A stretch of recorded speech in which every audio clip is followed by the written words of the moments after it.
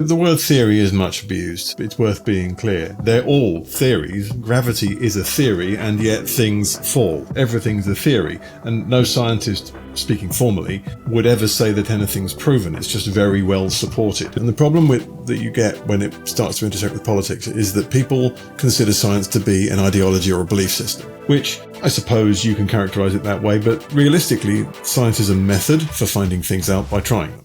And the idea is that you can't argue perhaps with the results of a scientific study, but arguing with the fundamental approach of we find these things out by trying them is a much bigger ask. I think any scientist would accept that you're free to argue with anything as long as you bring sufficient evidence. Hello and welcome to How to Understand Today. I'm Simon Wyndham. I'm Dave Shapton. I'm Phil Rhodes. And today we're going to be talking about science, what science is and why so many people misunderstand it. But first, I just want to take a look at some of the more interesting things that have happened this week. And so Dave, what have you spotted this week that's taken your eye? Well, it's actually not a new technology or anything like that, but I think it's something quite thought-provoking from Sam Altman, who's the CEO of OpenAI, and he just whimsically posted that he always wanted to write a 6-word story. And so this 6-word story is, we're near the singularity, we're unclear which side. Now, that might sound like a mystical incantation. We're near the singularity, not sure which side. But if you just briefly unpack that, you could spend 6 hours unpacking it, actually. But what it means is, and he should know because he developed some of the world's most intelligent AI, that we are close to this point, this not mythical, but this speculated point, which the rate of progress is so fast that it's beyond our comprehension. And the reason for that is because AI has become as intelligent as us, if not more so that we're unable to intuitively quantify the rate of progress. And so from our perspective, the singularity is when it becomes impossible to predict the future. And essentially, he's saying, as I say, probably whimsically, but because of who he is, perhaps the most knowledgeable person about AI that is available in the world, it's worth taking notice of. So near the singularity, we're not sure which side, so have we actually gone through it? And it's actually an even better point than it might sound on first sight, because how would we know if we'd gone past the singularity? Because if that were the case, AI would be so intelligent that we would be unable to comprehend it. That is partly within the definition of this type of singularity. We can't comprehend it. So, as I say, I think it was said tongue-in-cheek to some extent, but the fact that he is saying that and remembering who he is, I think is significant. At the very least, it is saying that we are approaching some kind of singularity, although there are as many definitions of singularity as there are people who thought about it. But there is a reasonable consensus that it's a significant point, and it's the point at which we become unable to intuitively understand the position that AI has reached, and hence our entire civilization. So that's it. Nothing profound or anything. I just wanted to mention that. Fairly profound, pretty profound, to be honest. It's interesting. I mean, mine is probably a bit less, way less profound than that. And that was that I've discovered that people at Google, Google's quantum AI labs want to entangle a human brain with a quantum computer to discover whether quantum entanglement is one of the reasons behind human consciousness. So very simplistic Good stuff. luck with that. Perhaps not, eh? I don't know. I mean, it's all AI. The thing with what Dave was saying about about singularities is, yes, it's very dependent on what you define as a singularity. And I wonder if it isn't a point, it's more of a sort of state at some point, because once it's become non-understandable, then it doesn't become any more understandable unless you drop away from that again, which seems unlikely. So maybe it's more of a state. But I mean, the stories that I'd seen in the last couple of weeks were, of course, all this stuff about Apple's AI generating headlines, which were nonsense. And it only struck me because one of the suggested stories that the BBC wanted me to read after I read about that was called Up Close with the 300-ton driverless trucks. AI makes enormous mistake. AI drives giant 300-ton truck around Australian iron ore mine. Those are two things I don't want to see next to one another, but it brings up this kind of thing about AI making mistakes, which it will, and that has to be something we get used to. It has to be, that's normal, and it's always going to be normal, and we just have to get used to that. Indeed. It is mistake prone, but you would like to think that we're in separate domains here. One is a domain, of generative AI writing headlines, and the other is a domain of very sort of deterministic driving a truck. And you'd hope in the same way that people who write avionics software for basically keeping aircraft in the sky or landing them, that's done differently to writing a word processor or something. Yeah, not that anybody writes word processors these days. The thing is, you can't, ordinarily, yes. You can also talk about how software that's designed to keep aircraft in the sky has rather notoriously been slightly less than up to the task. A couple of really unfortunate recent examples. But the problem is that AI is intrinsically not deterministic. In principle, yes, it is deterministic. It's just a bunch of mathematics like anything else. Yes, it's deterministic. But it's very it gets you almost down to the sort of chaos theory stuff that goes all the way back to the sort of pop chaos theory you get in Jurassic Park, where it's so sensitive to the initial conditions that you can't really reasonably predict what it's going to do. And notoriously, you can't ask it why it did something after it did it, because you probably can't recreate the inputs again. That's always the question. The question really isn't whether it's going to be completely safe, because the answer is no, it's not, because nothing's completely safe. The answer is, how is it going to be unsafe, and is it going to be less unsafe than a person? And I suspect the answer will be that it will be more consistent and therefore less unsafe than a person. But, we don't know. That's the thing. But I guess a lot of it is down to human perception about whether we accept this kind of thing, even if, rationally an AI system might cause less mistakes or kill less people in the course of driving a truck. Humans are sort of predisposed not to trust that kind of thing. If we're going to kill each other, it might as well be a human that does it rather than an AI-based robot. And that's a value judgment. And the value judgments will also come down to things like AI will make different mistakes to the mistakes humans make. It won't make the same mistakes, and therefore you're not going to be comparing apples and apples. So you have to make a value judgment about what sort of mistake you think is worse, and what sort of horrible injuries and deaths it's causing, and how it's causing them, and under what circumstances. So there's going to be a debate over this. But I think they're very happy with their 300-ton iron ore trucks. Okay, so let's move on to the main topic of today, which is about science and where it sits in the modern world, I guess, and people's general perception of it. So sort of, Phil, what do you think are some of the biggest obstacles that science is facing right now, given various political situations? We're not a political show, but this has come into it and caused quite a lot of problems. Where do you see the main issues? Well, the problem is the public understanding of science. And the problem that you get when it starts to intersect with politics is that people consider science to be an ideology or a belief system, which I suppose you can characterize it that way. But realistically, science is a method for finding things out by trying them.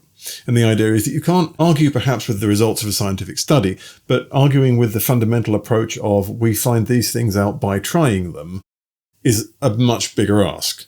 I think any scientist would accept that you're free to argue with anything as long as you bring sufficient evidence. But to try and say that we don't want to use this method by which we find things out by trying it and recording our results, that's not something we would normally want to do. And I think that people line science up alongside politics and religion as things that people believe or don't, whereas that's not really I don't think most research scientists would accept that was a reasonable characterization of it. And I think politicians like it when we do that, because that makes it easier for them to argue with bits of science they don't like very much. And that's been badly leveraged, but it's not well taught. I don't think that the scientific method is well taught. We might teach people about the periodic table of the elements, but we don't teach them so much about the idea of trying things and figuring it out. I think you mentioned two words which are absolutely crucial to this: belief and evidence.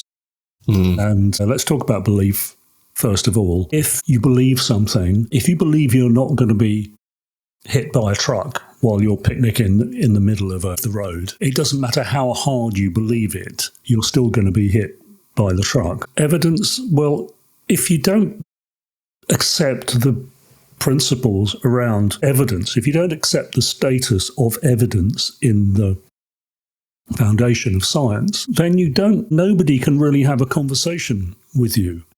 You live in a dream world. Nobody, there's a sense in which a fact is not something somebody should have an opinion about. So, if you kind of break this down and start with evidence, I mean, there are different kinds of knowledge. Obviously, there's the knowledge that, a triangle has three sides. There's the knowledge that you cannot argue with the statement, either it's raining or it's not raining. That's what philosophers and scientists call tautological. It's simply true in all worlds, in all universes. There is no universe in which it is true that it's both raining and not raining, unless you're going to be picky about it and say, well, it's raining in Australia, but it's not raining in Los Angeles. That's missing the point. So you have to accept evidence as part of the ability to have knowledge. And knowledge has not only a fairly deep and complicated definition, which we won't go into too much here, but it's also kind of foundational. Again, if you say, I know something, neither you saying, I know it makes it happen, or you actually believing that you know it makes it happen. So you end up reverse engineering the definition of knowledge into something like knowledge is true, justified belief. For you to, I've got a blue light in the background, and I know that I've got a blue light in the background because I put it there and I selected the colour. And I'm seeing it now, both with my own eyes reflected in the walls and through the video screen. So it would appear to be true. On the basis of evidence, it would appear to be true. But you can also have knowledge, which you can have an experience, which you call knowledge, but it won't be if you believe something and it's true. I could tell you I know there is an elephant in the car park outside. And by some extraordinary chain of events, an elephant might have escaped from the zoo and ended up amongst the wheelie bins, sniffing around with its trunk. But I haven't looked. So even though the statement that there's an elephant in the garden is true, it's not valid for me to say that that is knowledge, because I don't know that that's knowledge. I haven't checked. Do you see what I mean? That's rather picky, but it is a quite important layer in the definition. So people often say, I know things, as a kind of sledgehammer to blow away any contrary argument, but that you have to meet very strict conditions to say that you have knowledge. And that also, again, to be picky, includes whether, for example, a robot could know something. Yeah. Do you know what I mean? So it's a complex thing. But empirically, in other words, day to day, we all pretty much agree. And it's only recently that people have started claiming they have their own truth. Truth is, well, your truth isn't my truth. And that, I think, is the issue that we have today. And it seems to be, I think, a lot of this sort of rebellion against known science sort of stems from a similar kind of thing about kicking the elites, kicking the people in power, because scientists are sometimes seen as this kind of these pompous people who think they know everything. It isn't true, but that's the perception I get when you see these anti-vaxxers and people who are arguing against the idea of human-induced climate change make their points. And it is almost like a politicization of science. So they claim that science is politicized, but actually the very fact that they are sort of lumping these people in with the controlling elites kind of says it's more of a political commentary. Yeah, and let's not confuse the fact that you can have corrupt scientists with the notion that science is corrupt. I mean, I think Phil can probably talk more about scientific methodology, but scientific method is one thing, corrupt scientists are another. The idea that all scientists are corrupt, which is what I hear all the time. You can't trust scientists; they're corrupt. Well, let's imagine that let's just imagine that is the case. Well, how then Did aircraft get invented? How did we get to the moon? How did... we didn't get to the moon. Let's not go there. Yeah. But yeah, so Phil, what is it? What would you say is scientific methodology? What is the method of science? Trivially, it comes down to try it and find out, which is a pretty good way of finding anything out. Of course, now we have a sort of scientific community that works in such a way that it writes papers, and specifically the thing that you're supposed to do is to write your paper including what you did and how you did it in order to get the results, like exactly how you tried it. Now, if you want to get down to some real criticism of how sometimes this is done, some of the time, the way that people describe what they did is not sufficiently rigorous.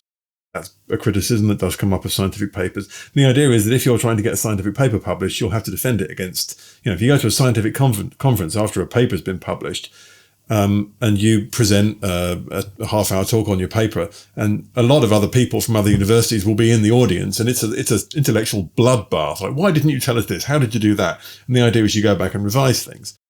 There are sometimes criticisms of this stuff that you didn't go into enough detail about exactly how you did it, so other people can't remake your work. This is what happened with the cold fusion thing. It wasn't that difficult to redo what they claimed to have done. And when people redid what they claimed to have done, they discovered it didn't work.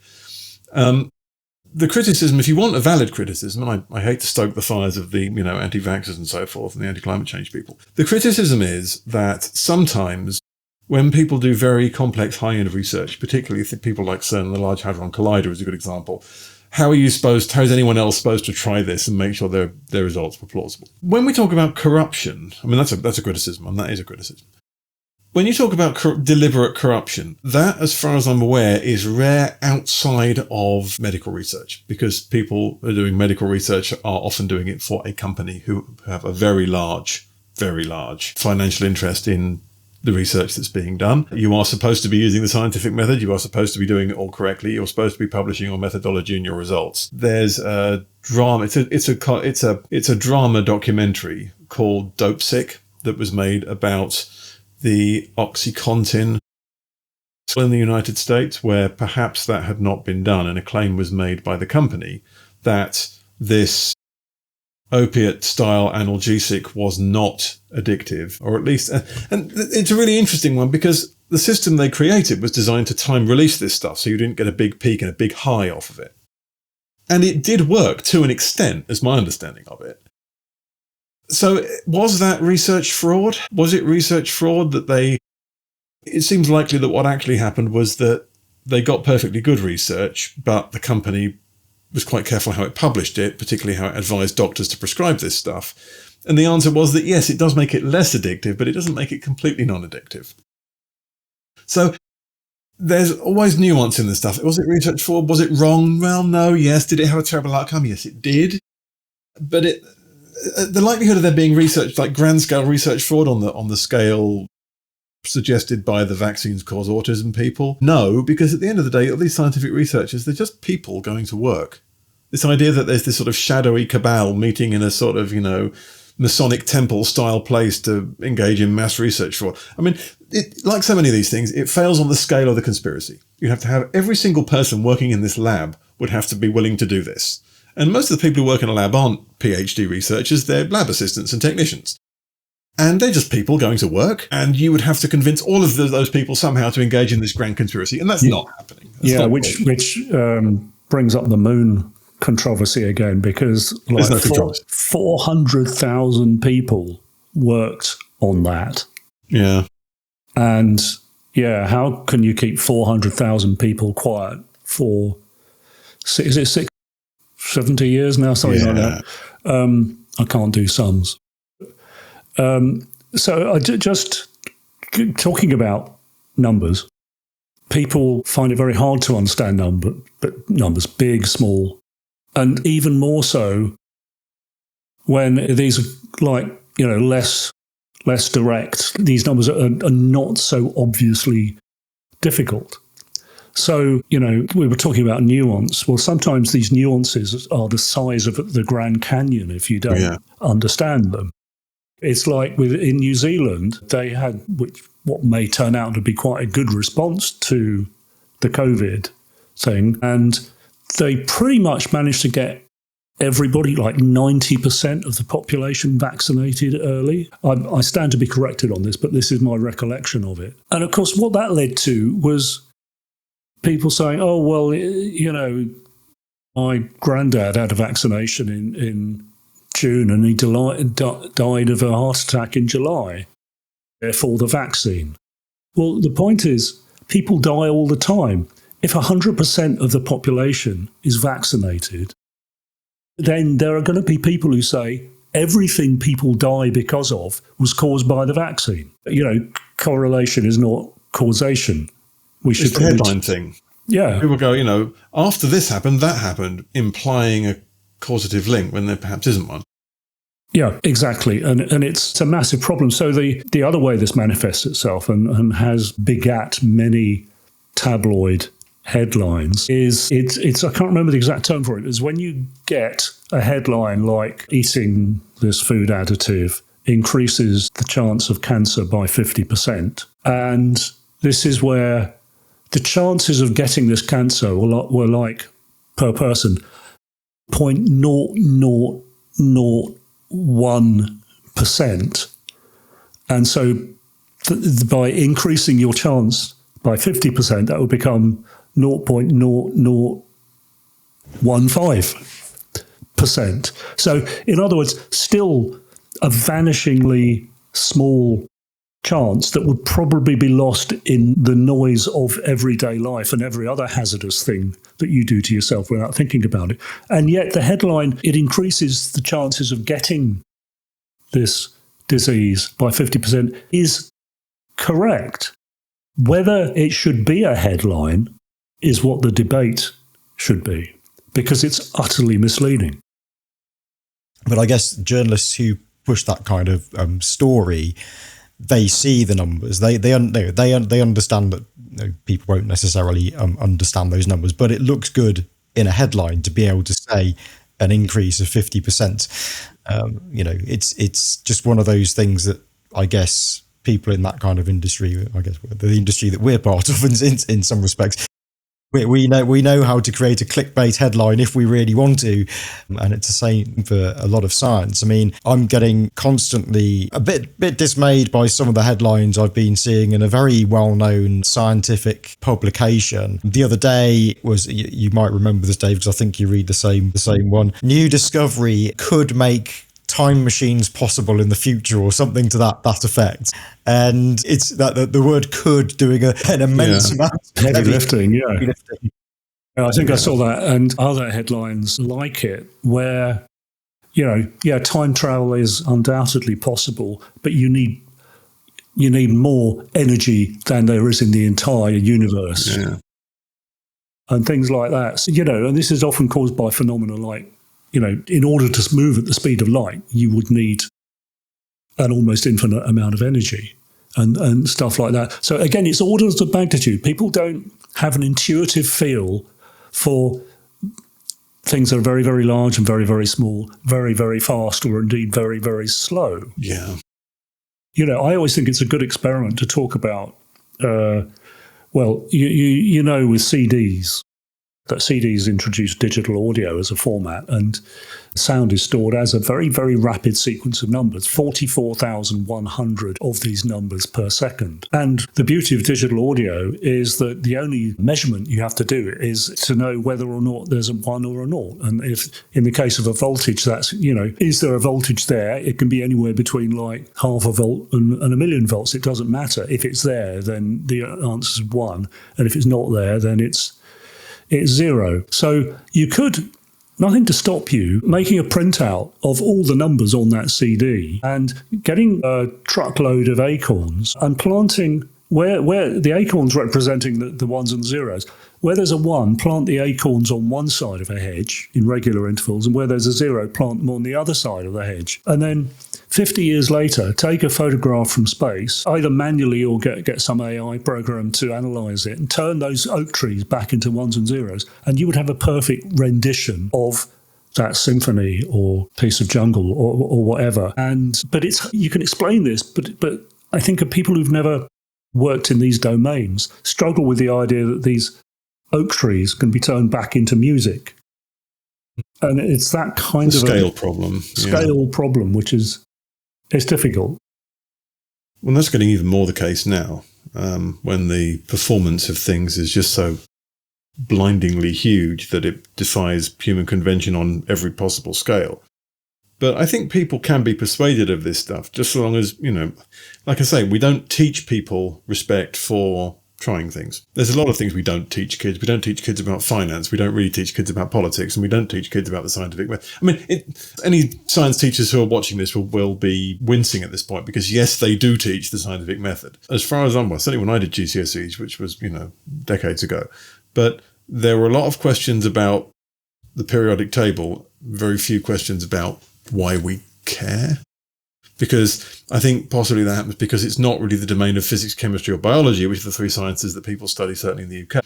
It's the domain of some sort of overarching science ethos that doesn't get a lot of discussion. And I think that, by the time we've now got politicians who often have every reason to make people believe things based on emotional thinking and magical thinking rather than evidence, science has got a hill to climb in order to make itself heard.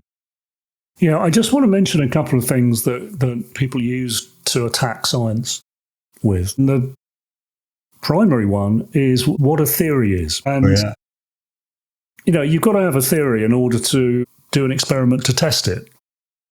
So the theory is your idea. It's what keeps you awake at night. You have this idea until you get to test it, produce evidence, in other words, then it is just a theory. But at the same point, there's another sense in which we use the word theory. It's like a macro sense. And this is where, for example, evolution gets attacked quite unjustifiably, because it's called the theory of evolution. So anyone who's opposed to the idea of evolution will say, well, look, it's just a theory. But actually, it is the most proven and satisfied theory there's ever been, to the extent that when there is a gap in the evidence, you can reasonably expect that within a few years or decades, that evidence will be filled in. And that has happened. So it is the most robust of theories. And at some point, and again, this is why people use this to attack science, at some point you transition from saying, it's unproven to saying it is proven. I mean, how much proof? There's still some discussion about the actual theoretical way that an aircraft wing works. Yeah. And yet, it is one of the most reliable pieces of technology that you can imagine. It's so heavily researched. So, nobody's going to say, oh, well, I don't think aircraft need wings. They don't do anything. The word theory is much abused. It's worth being clear. They're all theories. Gravity is a theory, and yet things fall. Everything's a theory. And no scientist, speaking formally, would ever say that anything's proven. It's just very well supported. Everything's still a theory. I once saw somebody, so I know I'm quoting social media. I remember whether it was social media, it was some online forum, where someone said, well, this is an official scientific fact. No scientist has ever stated anything was an official scientific fact. That's not how it works. There's only ever more evidence for something. And yes, informally we'll say it's a fact because there's no such an overwhelming amount of evidence for it. I don't think any kid these days is taught that reality. And they go, oh, it's just a theory. No, it's a theory supported by a tidal wave of evidence. Yeah, and it's this unproven, empirically proven, but absolutely unproven duality here that allows us to have what are called paradigm changes. So let me just explain this. A paradigm change is when you go from having a sort of established set of beliefs which work in the everyday world. So we still use Newtonian mechanics in driving and flying and playing snooker and walking. But Newtonian mechanics has been superseded by relativistic physics, which is what was brought in by Einstein. But it doesn't make it useless. It doesn't make it wrong. And it doesn't make anybody who researched and worked within the paradigm of Newtonian dynamics, it doesn't make them wrong. It just means that when you go outside of the domain in which that model is valid, it starts to fall apart. So, and that will only happen if you start moving near the speed of light. And because we typically don't walk at the speed of light or anywhere near it, it's not a problem. So really, scientific theory is a model, and it can be incredibly effective, but it can change. And the time you know it's changing, you can see the signs when a paradigm is changing, because the textbooks change.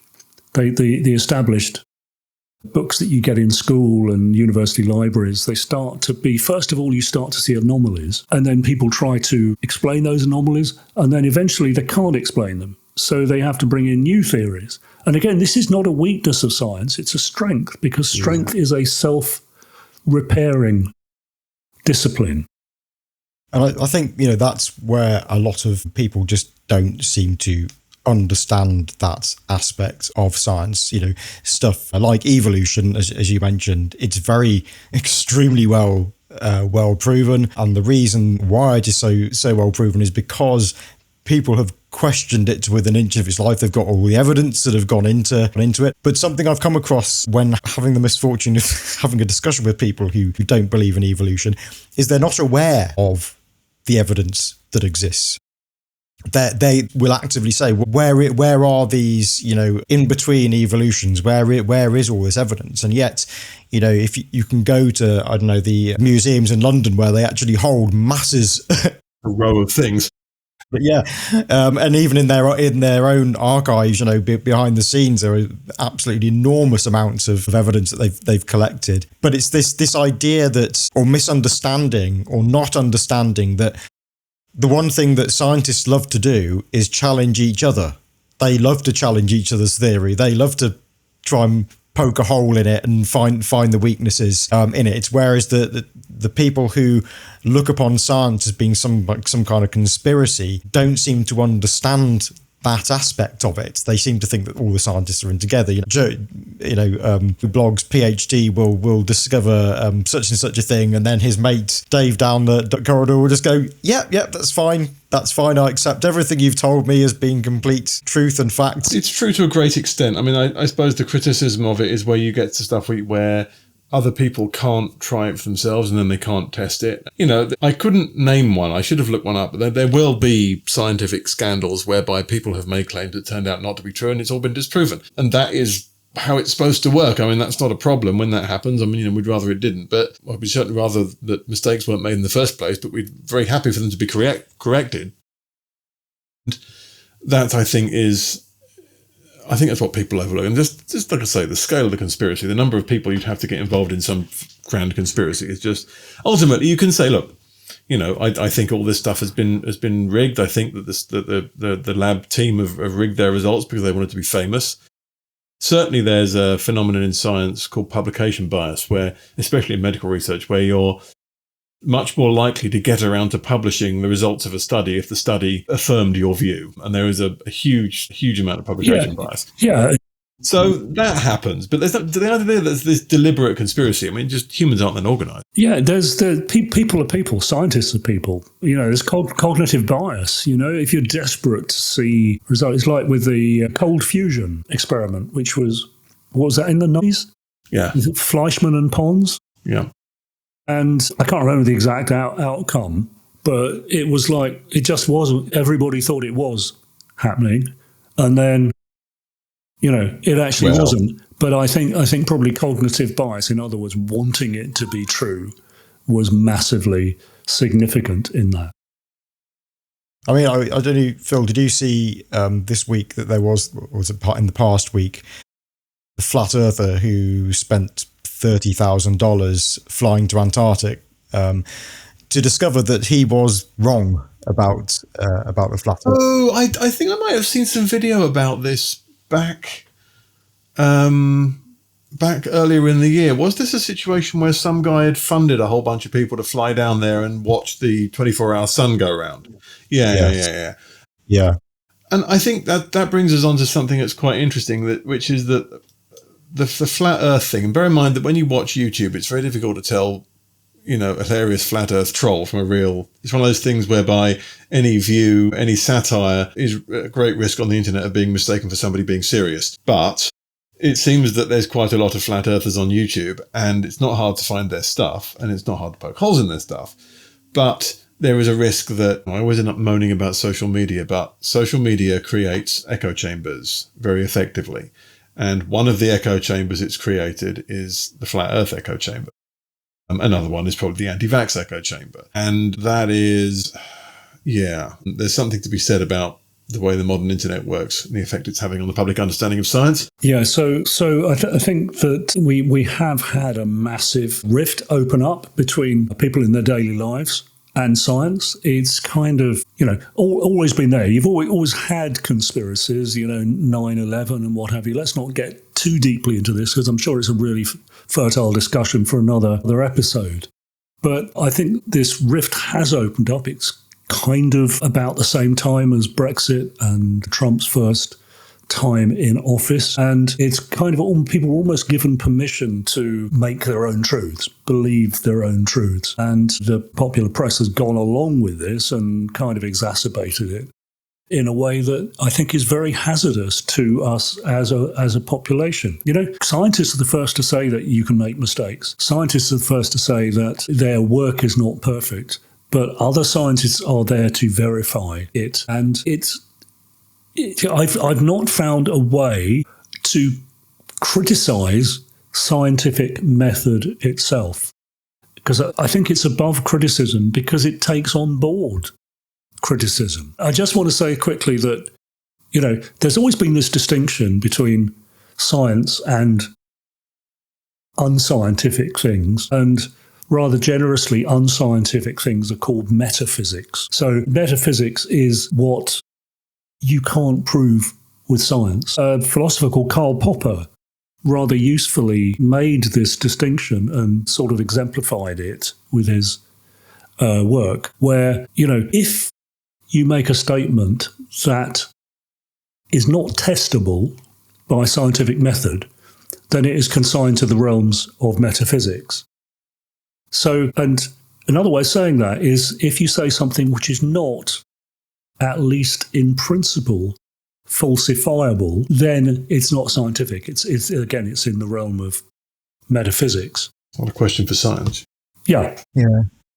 I mean, do you think some of the problems that we're seeing are, I think Phil alluded to it earlier, is perhaps a disconnect between everyday people and science, because science is becoming, the developments that are being done these days are so incredibly complex and deep.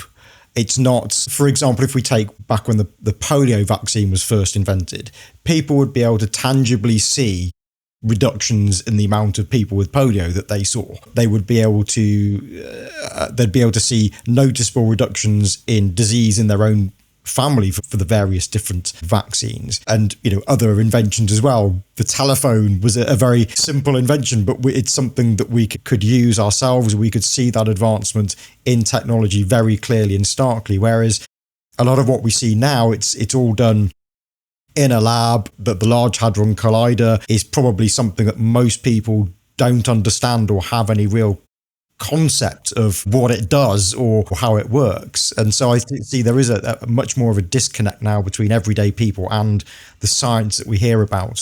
Yes and no. I mean, you hear about the Large Hadron Collider ultimately produced a bump on a graph, almost infamously. And I think that there is a valid, now I'd say this, you can probably tell how hesitant I am to say this because I don't think this is true. I'm playing devil's advocate here. But there is the question, what are the civilian applications of the Large Hadron Collider? Now, the answer is almost certainly that we don't know what those applications will be yet, and perhaps there'll be something amazing. And it's dangerous to not do these things, although it is tremendously expensive. Now they've got that bump on a graph, they want to build an even bigger collider, which will allow them to get possibly another bump on a graph. And bear in mind that the Large Hadron Collider is a bigger collider than the last one that got the bump on a graph. And you go, well, okay, this is great in a sort of post-scarcity society where we have infinite resources to do these things. Is there anything better we could have spent this money on? Now, I absolutely wouldn't seek to argue with any response that a scientist will come up with from that. But what are the civilian applications is one objection. I think in general, though, that a lot of the work that's done is directly relevant. I mean, people who are already anti-vaxxers will disagree, but, The number of people who didn't die during the pandemic because of vaccination is huge. And I think that a lot of the objections come from absolutism. So, the vaccine has side effects. Yes, most medical interventions do. No, the vaccine does not save everybody. No medical intervention does. That's normal. And people need to get their heads around the idea that, particularly with regard to medicine, it's an emotive issue. But people dying of diseases is normal. And people being killed by the side effects of medication is, whilst tragic, normal. And at some point, it's a numbers game, and we don't like being told that it's a numbers game. During the pandemic, I think we were told more forcefully than we had been before that this is about how many people we can keep alive. You wouldn't mind, though, albeit still a numbers game, you wouldn't mind being told that your chances of survival are going to be vastly increased by this medical intervention. Yeah.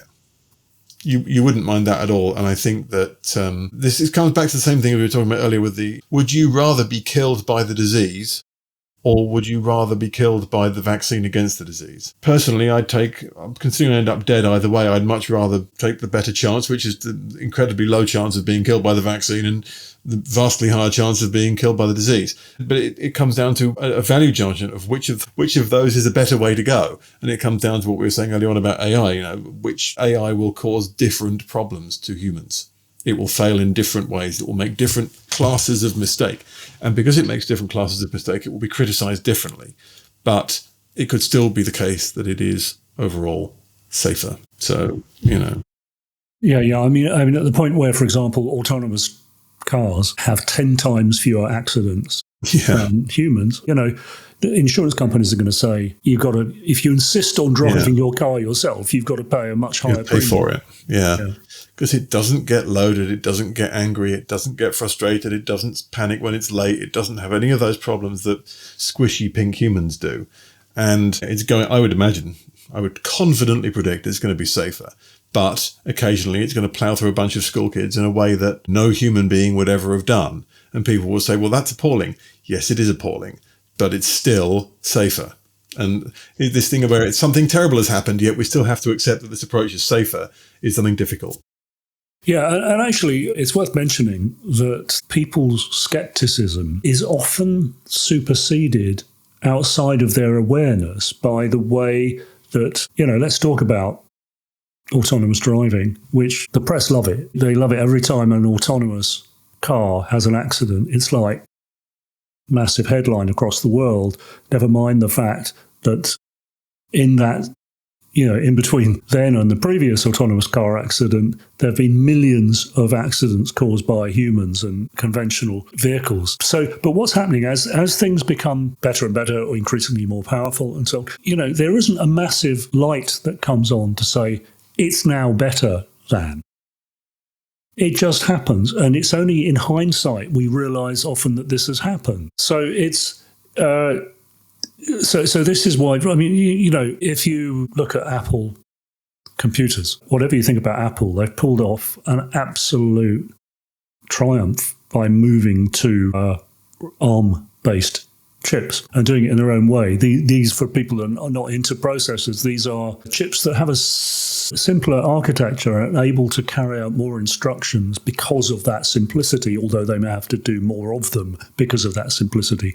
But overall, it's a good equation. They tend to use a lot less power than conventional chips, so that's why they've been used in mobile phones. But outside of most people's awareness, mobile phones have become unbelievably powerful, such that your current iPhone is probably more than enough to power a laptop. So people for years and years were saying that Apple won't ever move across to ARM chips for their mainstream computers.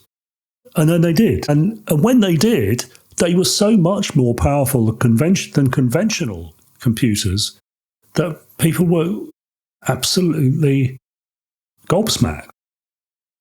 And so, again, it's this effect where things get better gradually. Again, with ChatGPT, I mean, large language models have been around for ages and their predecessors, possibly even decades. But they came into most people's awareness with ChatGPT 3.5 because people suddenly realized how good they were. But, this kind of research has been going on for decades. And sometimes something as simple and as unexciting as merely making something bigger can cross that threshold where it is better than people were expecting it to be. And so always be aware of this, always with speculation, but particularly in the exponential age that we're in, where things get faster by a multiple rather than just addition. Expect things to take you by surprise. Things that you never thought would be significant are suddenly the most significant things. That's, this is in line with the title of this podcast, which is How to Understand Today. This is maybe one of the most important lessons of how to understand today. Keep an eye open for things that have been moving slowly but getting gradually faster and faster. Then all of a sudden, they're way ahead of where you ever thought they'd be. Well, I think that's probably a good place to leave it. We're sort of approaching our hour. So, Phil, do you have anything to sort of close out on?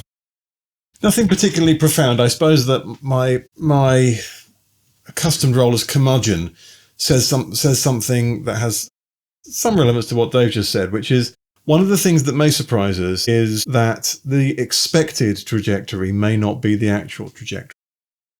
And particularly with regard to AI, which is the hot topic at the moment, but also to many things underlying it, there is an expectation that we will see exponential progress. And we have. It is, of course, perfectly possible that may curve off. And I think with regard to AI, making it better we may have mentioned this last time, but making it better has required exponentially more computing resources. So if making it better requires exponentially more resources, and we want the performance to go up exponentially, that's a really enormous increase in required resources, which I don't think we have the tech base to actually satisfy at this point. I think NVIDIA are working very hard because they want to keep selling people overpriced graphics cards, and that's fine. I think that some of the problems that we see, particularly with AI right now, this has got nothing to do with the scientific stuff we're talking about, although this stuff does get used for particularly meta-analysis, that rate of progress may not be sustainable. Particularly people say, we're pretty close to solving all the problems. We're pretty close to solving all the problems. They've been saying that for a couple of versions of ChatGPT now. And like we saw, Apple's AI has just put out a couple of headlines that were absolute drivel. And particularly they anticipated a sports victory, which did actually turn out to be true in the end, which might say something profound, but it was wrong because the result was not at that point in, and a couple of other things. And perhaps making good on that will require so much more resource that it's not really plausible. I don't know. Well, I think that's an incredibly good point. You can't go on increasing something exponentially when it demands physical resources, because physical resources don't increase exponentially. That's the problem. So on that basis, AI is tailing off. But, and this is a characteristic of exponentiality, if that's a word. It is. Which is that it typically follows an S-curve. It'll start off slowly. There'll be a middle bit of massive growth. And then as you reach the limits of that technology, it starts to slow off. But then what happens is another S-curve will take over with a new generation of technology or techniques or combination of them. And when you zoom out, you see a series of S-curves that follow an exponential curve. And I think we're at this inflection point, albeit a very wide and soft one, with AI. What's taking over from sheer brute force is improved technology, improved software, increased efficiencies. So in fact, just at the point where, about maybe 3 months ago, people were saying, this idea of scaling large language models is going to run out of steam, and it has to. Since that was generally accepted to be the case, we've actually seen an even greater increase in the rate of increase. And that's because people are optimizing, this process of optimization and discovering new ways and new techniques. And when AI starts taking part in that, once it starts feeding back, using its own, to generate new techniques, that's when it will really take off. So I think what Phil says and what I'm saying can be both true, but they're not quite the same thing. Okay. Well, I think that's a good place to leave it, and possibly good subject matter for a future podcast. But thanks very much, guys, and we'll see everyone in the next episode.